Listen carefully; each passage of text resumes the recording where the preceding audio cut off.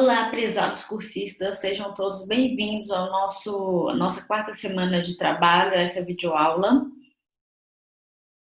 Bom, nessa semana nós temos como título Aprimorando a Prática Pedagógica do Professor de Ciências Naturais e Biologia. E os objetivos dessa semana de trabalho são dois. Um é compreender o que são metodologias ativas, bem como a importância dessas técnicas para a aprendizagem significativa dos estudantes, e o outro é treinar o desenvolvimento de propostas de atividades pedagógicas inovadoras, ou seja, propostas de atividades pedagógicas que considerem as metodologias ativas como forma de obter aprendizagem significativa dos alunos. Mas o desenvolvimento dessas propostas considerando o contexto social, psicológico, cognitivo e emocional dos estudantes. Bom, e o que são metodologias ativas? Para isso, eu gostaria de contar uma história para vocês. Antes da gente começar a discutir, eu gostaria de contar uma história breve. Essa história é sobre eu mesma. Eu gosto muito de cozinhar, uma história que eu vivi.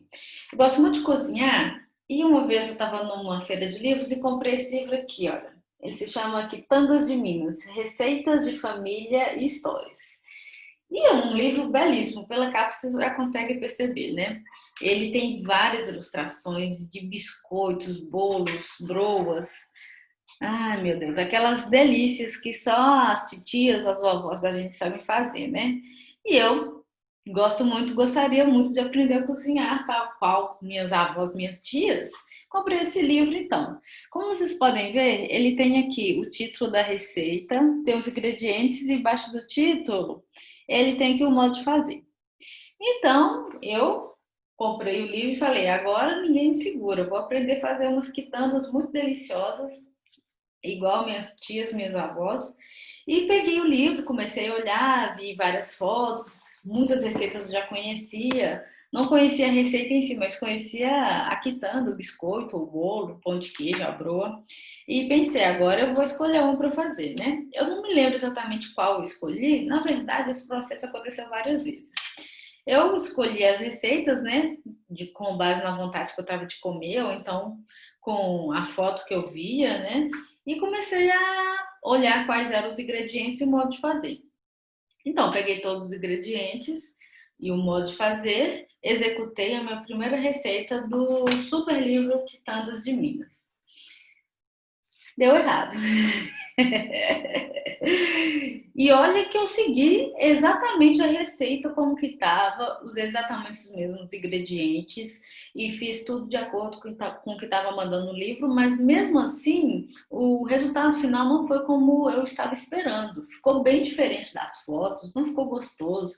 Muitas vezes não dava o ponto da massa, que você tem que enrolar os biscoitos, né? Eu tive muita dificuldade para poder seguir as receitas desse livro e fazer e ter com um objetivo assim final exitoso. Cheguei no biscoito tal qual eu gostaria que ele estivesse. Muitas vezes deram errado. Para dar certo, o que eu tive que fazer? Eu tive que fazer adaptações.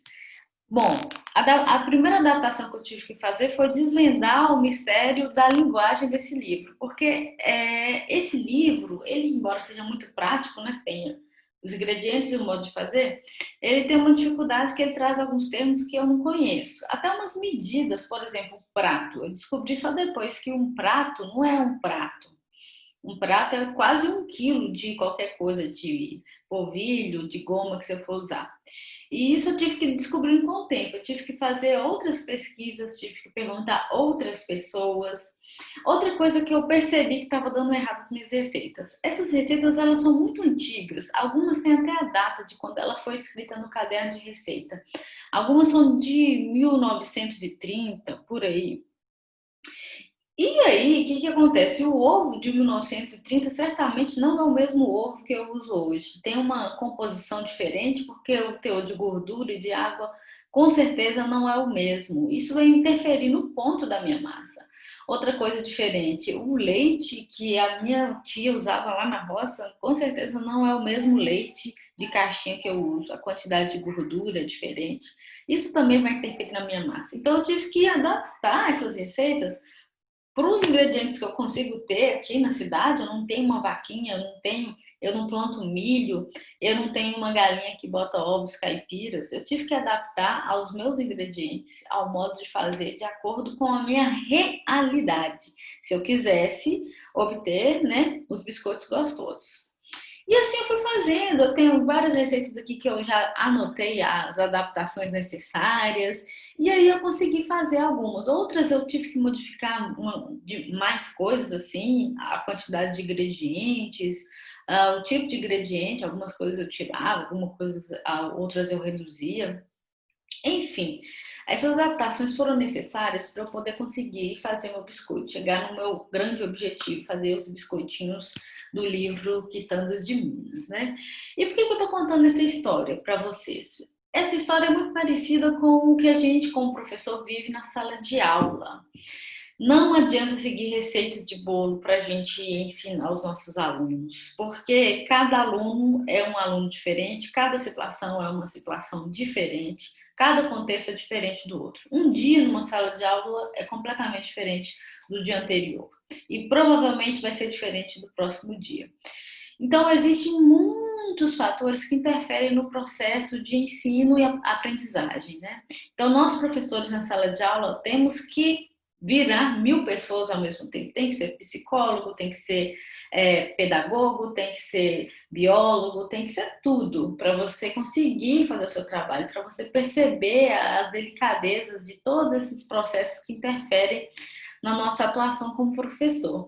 Não existe receita de bolo, não adianta você pegar um livro de metodologias ativas e ler lá como se faz a técnica sala de aula invertida e simplesmente aplicar na sua sala, nos seus alunos e achar que vai dar certo. Não é exatamente assim. Antes de tudo, antes da gente pensar em metodologias ativas, a gente tem que imaginar que aprender qualquer coisa é um processo complexo e que demanda uma mobilização muito grande por parte dos alunos. O foco, quando a gente pensa em metodologia ativa, não é exatamente em nós, professores, mas no aprendizado dos alunos. E o aprendizado em si é algo complexo. Para eu aprender a fazer essas receitas, eu apenas não li esse livro. Eu tive que fazer adaptações. A mesma coisa é o nosso aluno. Nosso aluno, para aprender, não basta ele ler o livro didático que a gente tem lá, que a gente está usando na escola, e escutar o que nós falamos como professores. Ele tem que fazer diversos tipos de atividades mentais para ele, de fato, conseguir aprender aquilo. Então, não há receita de bolo nem por parte do professor para aplicar nos alunos, e também os alunos não é suficiente para eles apenas ler o que está no livro ou escutar o que a gente fala. É muito mais complexo do que isso. E isso é um pouco da metodologia ativa. Para a gente começar a pensar metodologia ativa, como fazer isso em sala de aula e por que fazer isso em sala de aula, eu convido vocês a lembrarem de alguma receita que vocês pegaram com alguém e lembrarem se ela deu certo assim de primeiro, se você teve que fazer alguma adaptação ou se com certeza foi 100% aprovado no final. E compartilhem, memorizem isso dentro de vocês para a gente começar a discutir o que são metodologias ativas e como utilizá-las para o aprendizado significativo dos alunos, certo? Bom, espero que vocês tenham refletido, lembrado de alguma receita aí que teve um sucesso ou que demandou alguma adaptação de vocês. E nesse sentido de aprender a cozinhar, vamos lembrar também sobre o processo de aprender biologia. Bom, então depois da história que eu contei para vocês, depois de tudo que vocês já lembraram aí sobre as suas próprias experiências de aprendizado de qualquer coisa, nós temos que o processo construtivista é um processo de aprendizado que se baseia na ideia de que o conhecimento não é transmitido. A partir de agora, nós vamos substituir o verbo transmitir conhecimento pela ideia de construir conhecimento. Então, transmitir é uma coisa, eu leio o livro, eu aprendi. Construir eu leio o livro, eu faço uma receita, não deu certo, eu reflito, eu faço adaptações, faço novamente a receita dá certo. Ou não, ou faço isso quantas vezes forem necessárias para eu chegar naquela finalidade que é fazer uma receita ou aprender biologia. O processo construtivista, então, ele é baseado na ação, na reflexão e na ação. Ou seja, a gente tem uma atitude, a gente observa os resultados, tenta imaginar por que que chegou naquele resultado, por que que temos aqueles dados ali, e refletimos sobre isso e reconstruímos a nossa ação. Por isso que o processo construtivista ele é dinâmico, porque ele está sempre se reformulando, sempre se adaptando, sempre se reconstruindo para ele se fazer.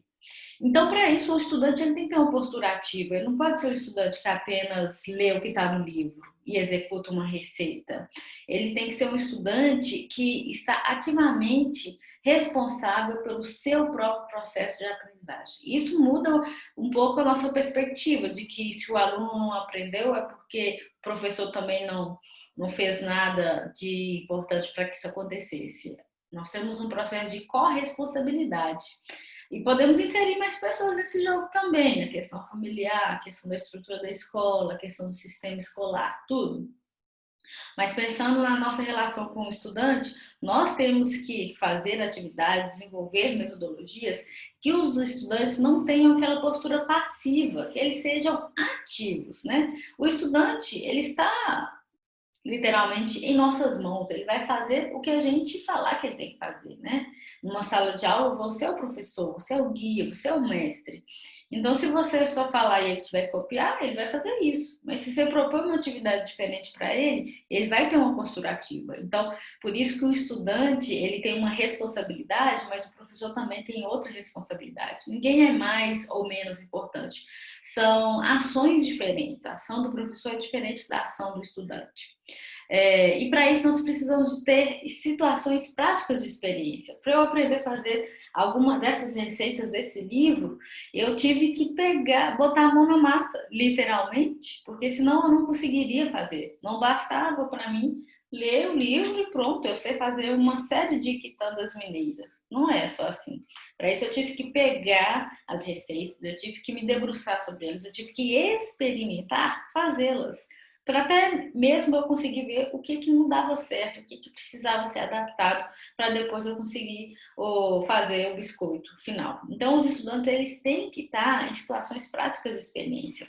Essas situações práticas de experiência é não só apenas executar a metodologia científica, mas situação prática de experiência mental. Eles têm que aprender a pensar cientificamente, não apenas ler como que é o pensamento científico. Eles têm que praticar isso, experimentar, para de fato eles terem uma aprendizagem significativa.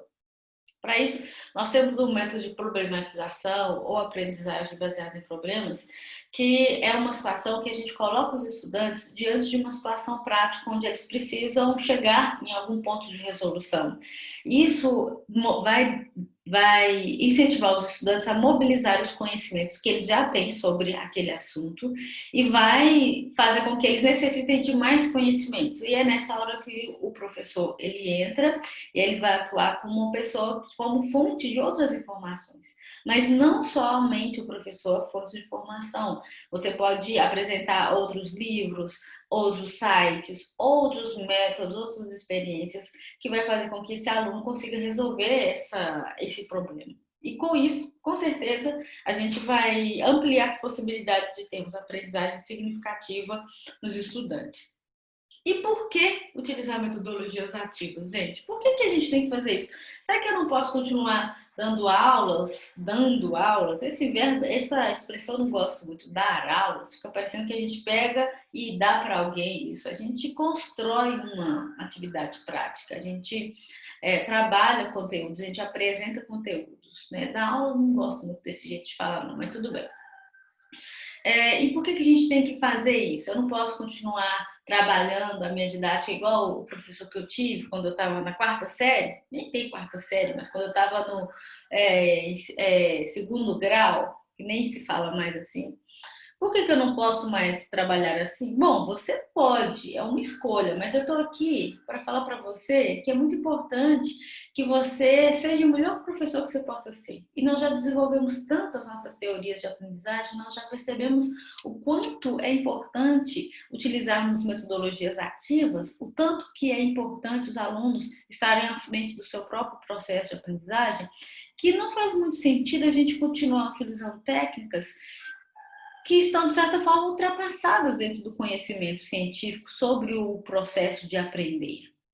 Não vale tanto a pena a gente utilizar um método que a gente sabe que não vai dar tanto certo assim. Se a gente tem outras possibilidades de métodos que são inovadores, que mostram uma forma diferente, que tem uma visão diferente, por que continuar trabalhando igual há um tempo atrás, onde a gente não tinha ainda essa percepção da importância de certas metodologias ativas?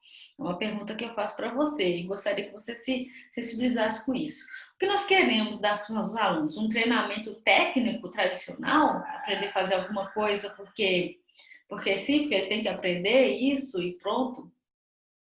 Na verdade, esse treinamento técnico, ele tradicional, ele muitas vezes só favorece o treinamento da memória dos alunos. Eles memorizam uma série de conteúdos, de nomes, não fazem relação com outras disciplinas, com a sua vida prática, e eles esquecem isso muito facilmente. Eles treinam para uma prova, treinam para o vestibular.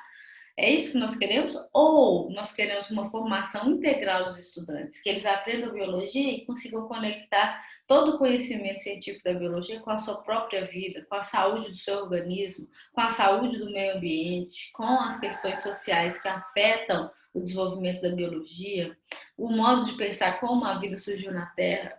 É esse tipo de estudante que eu acho que nós temos que estar focados em trabalhar. Um estudante que tem uma formação integral, que não tem aquele conteúdo de biologia apenas para passar no vestibular ou para fazer alguma prova. Nós queremos um estudante que utilize esse conhecimento para a sua vida e para uma vida melhor, para uma mudança de sociedade. Será que a sociedade está igual a gente gostaria que ela fosse? Será que todas as questões ambientais não nos afetam de forma direta e a gente não gostaria de fazer algo para melhorar esse quadro? Então, nós temos a oportunidade de trabalhar isso, de trabalhar essa percepção com os nossos estudantes, dando uma formação integral. E para isso a gente tem que romper com essa pedagogia tradicional que pensa que a gente pode simplesmente transmitir conhecimentos. Nós temos que começar a pensar, como já falei, de um processo construtivista, pensar em um processo construtivista que permita que os alunos possam fazer diferentes tipos de relações, conectar aquele saber, aquele conhecimento com a sua própria vida, com a sua própria história, com o seu próprio contexto. Isso vai dar para os nossos alunos autonomia, cidadania, vai causar mudanças na nossa vida, na vida dos nossos estudantes e na nossa realidade de um modo geral. Esse é o grande sentido da educação. Essas mudanças nas propostas curriculares, essas mudanças, para que a gente possa fazer essas mudanças, é necessário que haja mudanças nas propostas curriculares e nas práticas de ensino. As propostas curriculares são aquelas que são estabelecidas e os professores constroem de certa forma, às vezes mais direta, às vezes mais indireta, para a sua elaboração. Mas, de um modo geral, nós vemos que a BNCC e os projetos curriculares das escolas e as propostas de um modo mais genéricas, elas visam a construção de um estudante que seja um verdadeiro cidadão, que ele seja um ser humano integral. Mas não é só isso, não apenas tem que ficar no papel, isso tem que afetar a nossa prática de ensino, nosso cotidiano. Não basta a gente ter lá no papel metodologias que vão desenvolver cidadãos críticos e criativos e na prática eu só faço o meu aluno copiar o que está escrito no livro, repetir receita e etc e tal. Isso não é uma prática de ensino coerente com o meu objetivo que está dentro de um currículo, dentro de uma proposta pedagógica, de um projeto curricular.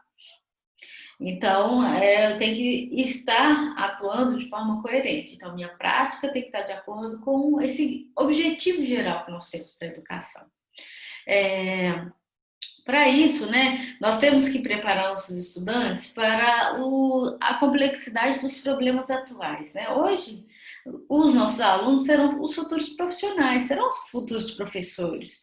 O seu aluno vai ser o professor do seu filho quando o seu filho estiver na idade de escolarização. O seu aluno vai ser o médico que vai cuidar de você, vai ser o engenheiro ambiental que vai programar como que vai ser feito o aterro sanitário da sua cidade, vai ser o engenheiro de trânsito que vai organizar as ruas que vão estar na sua cidade, vai ser todas as pessoas que vão trabalhar para construir nossa sociedade. E eles vão enfrentar problemas complexos. Então, eles precisam estar familiarizados para resolver esses problemas. Os nossos alunos precisarão de ter habilidade para inovar, certo? Precisarão saber trabalhar de forma colaborativa, trabalhando em grupo. Eles vão precisar de uma educação para o desenvolvimento sustentável, não só apenas da sua região, mas de uma forma globalizada, e vão precisar trabalhar de forma interdisciplinar. Então, isso tudo, todas essas habilidades que nós queremos e precisaremos que nossos alunos desenvolvam, elas precisam ser treinadas na sala de aula. Então, o professor de biologia, de todas as outras disciplinas e conteúdos, eles precisarão, em sua prática pedagógica, desenvolver essas habilidades para que os alunos estejam mais bem preparados para enfrentarem os problemas tal qual eles enfrentarão, tal qual complexos eles serão, que irão envolver e irão demandar que os alunos envolvam uma série de conhecimentos específicos. Bom, então nós temos aqui uma distinção entre pedagogia da transmissão e pedagogia da interação. Né? Na pedagogia da transmissão, é a pedagogia tradicional. Nós falamos, os alunos copiam, eles escutam, eles aprendem. Eles aprendem? Será? Na pedagogia da interação, os alunos e os professores eles constroem juntos soluções para problemas do cotidiano, problemas que eles enfrentam. E assim, o aluno tem um papel ativo e constrói o seu conhecimento. Ele é estimulado fortemente por esses problemas que nós apresentamos para eles. Quantos problemas dentro da biologia apenas nós podemos citar e utilizar nas nossas salas de aulas para a gente produzir conhecimento, para a gente apresentar para os nossos alunos os diversos saberes da biologia? São inúmeros. Nós temos problemas de doenças. Por exemplo, a Covid-19 é um excelente tema para a gente começar a fazer um trabalho interdisciplinar. As questões ambientais de poluição sonora, visual, poluição atmosférica, todas essas questões estão presentes em praticamente todas as regiões. Isso faz parte do nosso processo de urbanização. Então, todos nós enfrentamos isso. Olha só que temática interessantíssima para a gente trabalhar em sala de aula. A questão da poluição de lixo, do consumo excessivo, da geração de produtos de plástico, a quantidade de plástico que é emitida e que a gente não recicla, até mesmo das escolas. Às vezes a gente entra e vê uma série de plástico, de lixo jogado no chão. Você fala assim, gente, olha que situação, que realidade que poderia ser transformada. E que oportunidade boa do professor de biologia trabalhar ali conhecimentos de química orgânica, química inorgânica, do impacto desse lixo nos ecossistemas, seja no jardim da escola, seja expandido para uma área verde próxima da cidade. Então, a pedagogia da interação, ela precisa haver essa interatividade com as demandas que esses alunos, que essa sociedade, que essa comunidade apresenta dentro da sua realidade. Isso vai tocar os alunos muito mais do que você tratar de um tema que não tem conexão nenhuma com a sua realidade. Essas aprendizagens são fundamentais para a vida, para o estudante do século XXI. Ele precisa aprender a conhecer, ele precisa, que é saber ter acesso ao conhecimento, onde buscar informações, como produzir informações, como a informação científica é construída. Ele precisa aprender a fazer, que é basicamente como aplicar este conhecimento para resolver os seus problemas, os problemas cotidianos, os problemas maiores. Aprender a conviver, que é utilizar esse conhecimento para lidar com as diferentes realidades, de pessoas, de sociedades. E, para fechar isso, aprender a ser um ser humano diferente, um ser humano que utiliza esse conhecimento científico para afetar de forma positiva ele enquanto ser social, enquanto cidadão, enquanto ser humano. Isso é aprender a ser. Bom, pessoal, então vamos lá. Vamos encerrar nosso último vídeo dessa semana de trabalho. Alguns autores trazem uma definição de níveis de alfabetização em biologia muito interessante, que eu gostaria de mostrar e apresentar para vocês. O primeiro nível, que é chamado de nominal, é o nível onde os alunos eles aprendem apenas o nome dos termos. Eles memorizam o nome. Por exemplo, a biologia, mitocôndria, briófita, alguma coisa desse tipo. Eles apenas memorizam os termos e não necessariamente eles fazem uma conexão do significado daquele termo. Esse é o nível mais básico.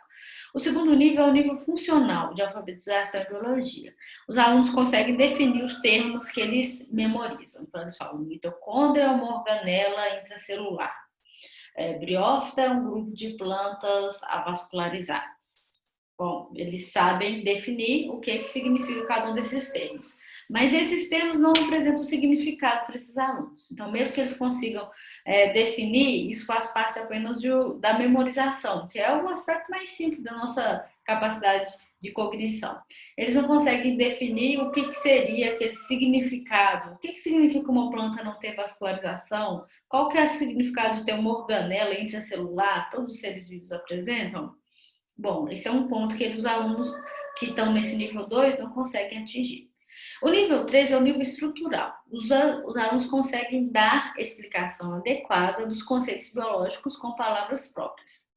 Então, com palavras próprias, ele não só define ali aqueles termos memorizados, como se fosse isso é isso, pronto, acabado, com as palavras do livro ou as palavras da professora, mas nesse nível estrutural, os alunos são capazes de dar explicações a esses conceitos biológicos a partir da sua própria forma de se comunicar e de se expressar, certo? É um nível melhor do que os anteriores.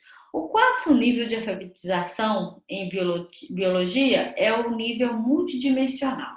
Nesse nível, os alunos conseguem aplicar os conhecimentos que eles têm e essas habilidades que eles adquiriram relacionadas com outras áreas de conhecimento do saber. Por exemplo, eles conseguem definir o que é uma briófita, eles conseguem entender o seu significado, eles conseguem expressar com suas próprias palavras o que seria uma briófita, e mais do que isso, ele consegue correlacionar o surgimento dessas plantas com questões, por exemplo, da evolução da própria terra, evolução da própria vida, o impacto dessas plantas em outros organismos vivos, onde eles surgiram, o que as mudanças atuais na atmosfera e no aquecimento global pode afetar a biologia desses seres vivos. Então, ele não apenas conecta, ele não apenas sabe o que é aquilo, ele domina aquele conceito, mas ele também consegue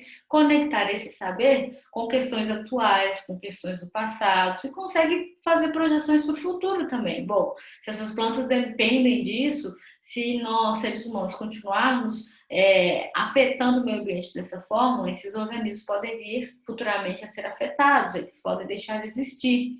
E essa extinção dessas espécies podem não, com certeza vão afetar outros organismos vivos e podem afetar diretamente também nós, seres humanos, porque nós somos parte da natureza também. E com isso ele consegue traçar soluções. Bom, essas plantas precisam disso, elas são importantes para o equilíbrio ecológico. Nós podemos reduzir este impacto ambiental para a gente viabilizar a existência desses seres vivos, dessas briófitas, por exemplo. Então, é muito importante que a gente chegue, que a gente almeje esse quarto nível de alfabetização em biologia, o nível multidimensional. É aqui que a gente tem que mirar. Não queremos estudantes apenas memorizando conceitos, memorizando termos, fazendo explicações que não conseguem conectar com outras áreas do saber. É esse nível aqui de alfabetização que nós temos que conduzir nossa prática pedagógica. E na realidade, como que a gente vê as práticas pedagógicas? Na maioria das vezes, temos uma estrutura muito engessada, onde o professor está na frente, igual nessa imagem aqui, tem um quadro, ele tem o conhecimento, ele escreve todo o conteúdo. Veja que os alunos estão muito passivos, estão muito concentrados na explicação desse professor. Essa é uma forma ruim de trabalhar, de apresentar o conhecimento de matemática, nesse caso aqui para os alunos, ou de biologia, no nosso caso. Bom, nós temos que sempre lembrar que não adianta a gente utilizar metodologias ativas, pegar um livro de metodologias ativas e ir aplicando. Colocar esses alunos todos na frente para ensinar e a professora sentada aqui. O professor, ele detém um conhecimento que os alunos não têm, mas ele não detém todo o conhecimento. Esse conhecimento não está concentrado apenas dele, tem outras fontes de informação. Só colocar os alunos aqui na frente, como giz, não vai resolver o problema de ensino e de aprendizagem desses alunos. As metodologias elas têm que estar embasadas com os objetivos que o professor apresenta. Olha só, não quero criticar essa forma de atuação dessa professora. Nesse momento, certamente, isso aqui pode ter sido importante. Um momento que um professor, né, de biologia, de matemática, ele apresenta um determinado conteúdo dos alunos. Há momentos em que você tem que fazer uma aula expositiva dialogada com seus alunos para você apresentar os conhecimentos básicos. Quando você vai iniciar uma proposta de projeto com os alunos, você vai falar com eles o que eles vão fazer, é uma aula expositiva dialogada. Você não pode simplesmente imprimir um papel e entregar para os seus alunos, eles vão ler e fazer tudo. Você tem que apresentar. Isso também é uma forma de você dar uma aula expositiva dialogada. Você está falando, usando o seu diálogo e da capacidade de escuta dos seus alunos para você discutir, apresentar um conhecimento, um conteúdo que eles irão trabalhar. Vejam bem, mas só isso, só esse tipo de aula não propõe, não apresenta uma diversidade suficiente para esses alunos terem um papel mais ativo. Eles precisam estar mais ativos para eles alcançarem, desenvolverem, construir um conhecimento mais significativo. Muitas vezes a gente apenas faz atividades práticas, principalmente de biologia, a gente pode ver na internet várias atividades práticas prontas, receitas de bolo, literalmente prontas, para serem utilizadas na sala de aula. Vai dar certo você pegar uma receita de bolo tal qual como é e utilizar? Não vai dar certo. Os ingredientes são os mesmos? Não, os ingredientes são diferentes. O modo de fazer deverá ser adaptado à sua realidade, aos seus objetivos, né? Quando a gente faz isso, quando a gente propõe assim, eu vou fazer metodologia ativa, vou então apenas vou copiar uma prática aqui, vou dar uma ideia, vou buscar umas ideias na internet, vou praticar com os meus alunos, o que deu certo com o professor vai dar certo com os meus alunos também. Nem sempre é assim. O que acontece quando a gente faz isso? A gente promove um distanciamento dessas práticas da realidade dos estudantes. Você tem que construir suas práticas de acordo com o contexto dos seus alunos, da sua sala de aula, daquela escola, daquela comunidade. Não adianta pegar uma receita de bolo que tem ingredientes que você não tem na sua casa, você não vai conseguir fazer. Você precisa trabalhar com os ingredientes que você tem, os ingredientes que fazem parte da sua realidade. Assim é com os estudantes. Não adianta você pegar uma receita de bolo de metodologia ativa e achar que vai dar certo. Qual que é a realidade da sua turma, dos seus alunos? Qual que é o seu objetivo? Essas atividades práticas, elas são muitas vezes meramente ilustrativas. Então, você apenas modifica a forma de você apresentar um conteúdo para os estudantes. Você ilustra. Ao invés de ser com fotos no livro, você ilustra com um modo de fazer. Faça isso, pegue isso, pese isso, coloque isso, adicione isso, retire isso e veja. Essa é uma prática ilustrativa. Isso não vai levar os seus alunos a pensarem sobre aquele conteúdo em si. Ele vai simplesmente aprender a executar uma receita de bolo. Não é isso que nós queremos. E isso promove uma desconexão com outras áreas dos saberes e não é isso que nós queremos. Afinal de contas, nós queremos alcançar o 4º nível de alfabetização multidimensional, que os alunos conseguem correlacionar com outras áreas do saber. Então, quando a gente faz isso, a gente desconecta o conhecimento que a gente quer trabalhar com outras áreas do saber. E os alunos se tornam apenas seres passivos, reprodutores de métodos. Nós estamos dando um treinamento técnico para aquele aluno. Não é isso que nós queremos. Nós queremos dar um treinamento intelectual para os nossos alunos. Nós queremos que eles aprendam a pensar cientificamente, não executar receitas de laboratório, tal qual são passadas pelas pessoas e chegaram até nós sem a gente pensar direito sobre aquela receita, sem fazer as adaptações necessárias para aquela receita dê certo, certo? Então, é muito importante que o conteúdo selecionado, os objetivos que nós temos de aprendizagem estejam diretamente alinhados com a metodologia que a gente vai utilizar na turma. Então, primeiramente, você seleciona o conteúdo que você quer trabalhar. E dentro daquele conteúdo, os objetivos que você quer atingir. O que você quer que os alunos aprendam quando você estiver apresentando tal conteúdo para eles? Quando você está apresentando sobre morfologia de plantas, o que você quer que seus alunos aprendam com isso? Qual o objetivo? Você quer apenas que eles memorizem diferentes nomes de grupos de plantas? Ou você quer que eles tenham uma noção mais ampla sobre a diversidade da vida vegetal? Esse é um objetivo que vai depender, vai demandar de você uma coordenação com a metodologia que você vai utilizar. Dependendo da metodologia que você utiliza, você vai favorecer apenas a memorização dos seus alunos. Você não vai favorecer a atingir aquele objetivo que você quer, que é que os alunos, por exemplo, compreendam a diversidade, a complexidade da vida vegetal.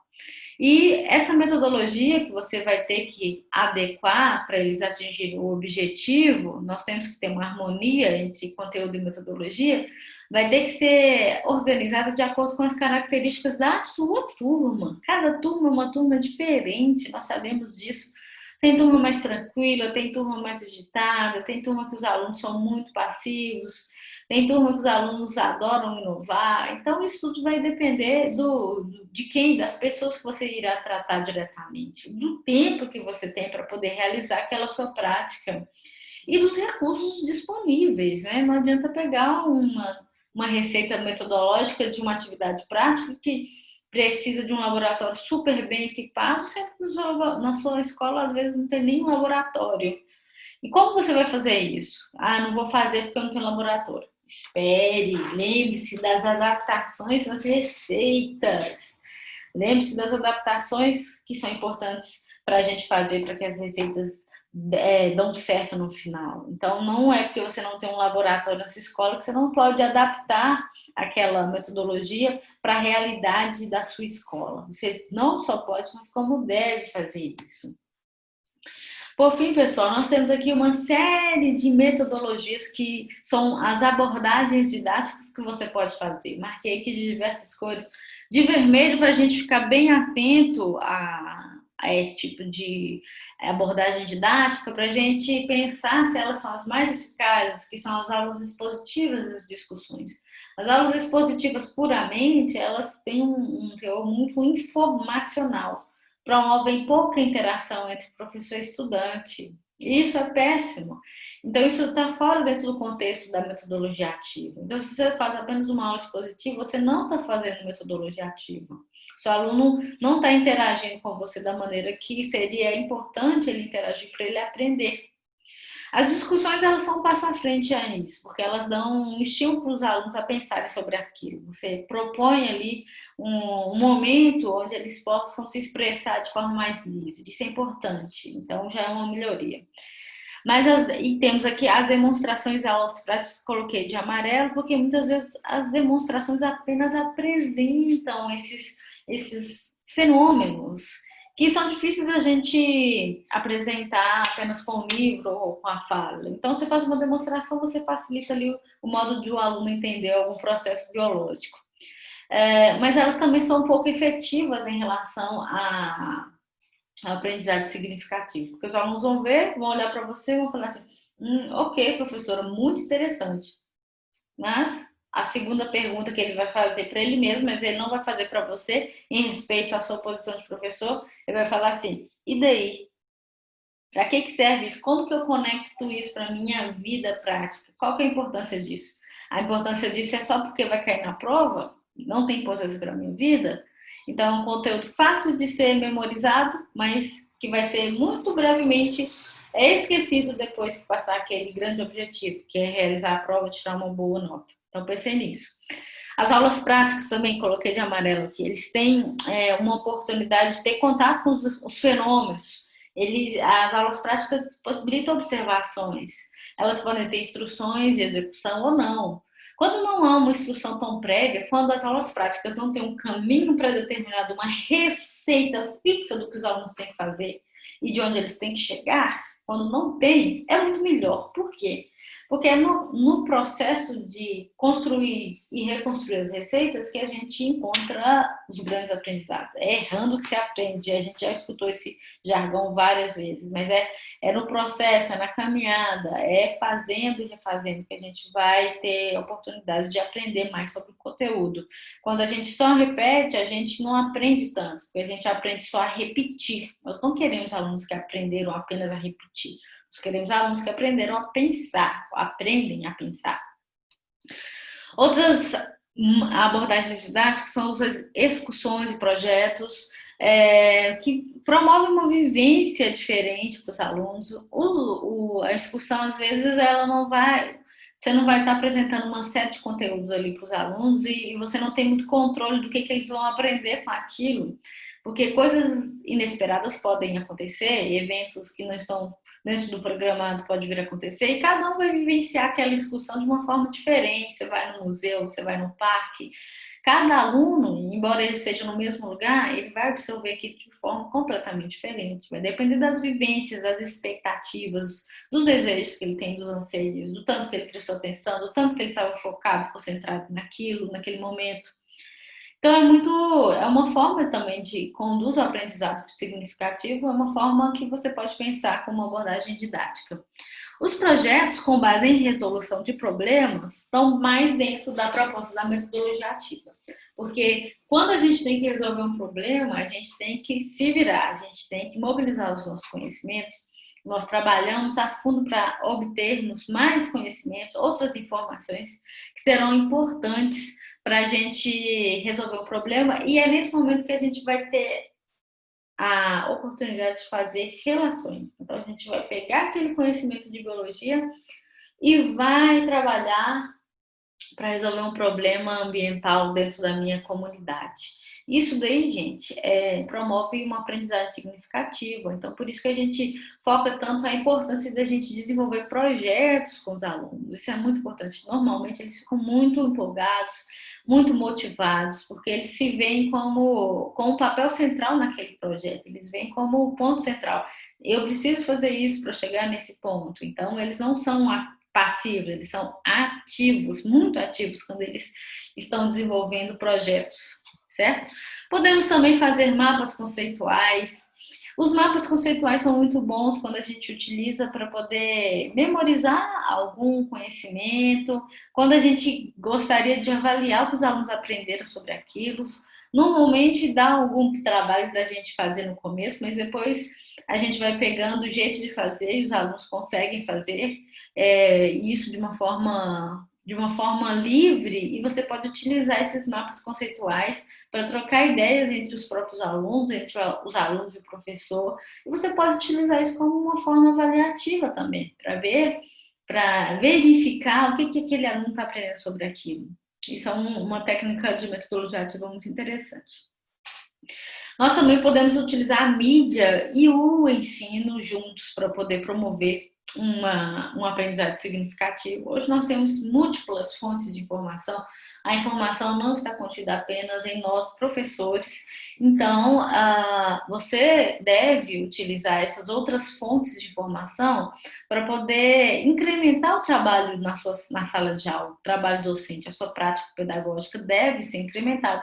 Temos belíssimas fontes de informações. Temos que lembrar que tem muita informação, mas nem todas são confiáveis, né? Nesse caso aí, o professor tem que estar bem atento para selecionar que tipo de informação você vai disponibilizar para o seu aluno para ser algo a mais, uma fonte a mais ali de recursos, de apresentação de conteúdo. Isso é muito importante.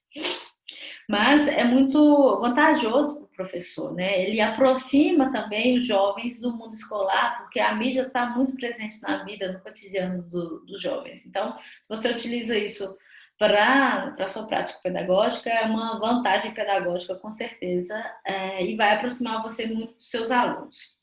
Bom, pessoal, por fim, nós temos múltiplas abordagens didáticas, nós temos várias técnicas de metodologias ativas. O que eu gostaria de apresentar para vocês nessa videoaula da nossa última semana de trabalho é o conceito que embasa a perspectiva construtiva construtivista que embasa essas metodologias ativas de aprendizagem.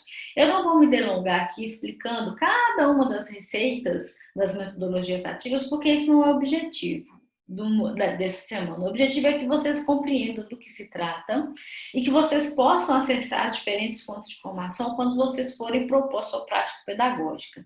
Então, tem várias metodologias ativas já descritas naqueles cadernos didáticos que eu passei para vocês, nos artigos que eu disponibilizei e também na web a gente vai ver vários materiais. Está sendo muito pesquisado atualmente as metodologias ativas de aprendizagem e vocês podem e devem consultar essas fontes confiáveis de informação para terem acesso, para terem fonte de informação sobre como fazer, qual metodologia utilizar para você aplicar no seu dia a dia, na sua sala de aula. Eu espero que essas aulas sejam importantes para vocês pensarem sobre essas metodologias, a importância delas para a nossa atividade como docente, especialmente agora que nós estamos trabalhando dentro de um contexto à distância, né, devido à pandemia do Covid, que vocês utilizem essas aulas como uma fonte de inspiração para vocês pensarem sobre qual perfil de professor que você quer ser, sobre qual prática pedagógica você vai desejar aplicar. E o que eu gostaria de deixar marcado para vocês é essa harmonia entre objetivo e metodologia. Sempre pensem qual que é o objetivo, qual que é a proposta, qual que é o teor do conhecimento que eu quero apresentar para os meus alunos e alinhe isso com a metodologia que você vai utilizar. E lembre-se que as metodologias ativas são as metodologias que mais vão favorecer o aprendizado significativo dos alunos, certo? É isso, nos vemos no nosso webinário da terceira semana. Até mais.